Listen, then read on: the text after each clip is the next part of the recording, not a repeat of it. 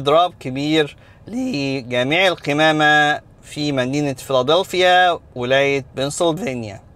ايه اللي بيحصل؟ في إضراب بدأ بقاله كام يوم. النهاردة اليوم السادس ليه في مدينة فيلادلفيا الأمريكية، ومدينة فيلادلفيا من المدن الكبيرة الموجودة في الولايات المتحدة الأمريكية واللي فيها كثافة سكانية كبيرة. الناس من خلال الاتحاد بتاعهم بيطالبوا طبعا بزيادات وحاجات تانية تعديل العقود بتاعتهم فيها، والمدينة بتحاول تحل المشكلة معاهم وتوصل لاتفاق، بس لغاية دلوقتي الزبالة في كل حتة في الشوارع في المدينة.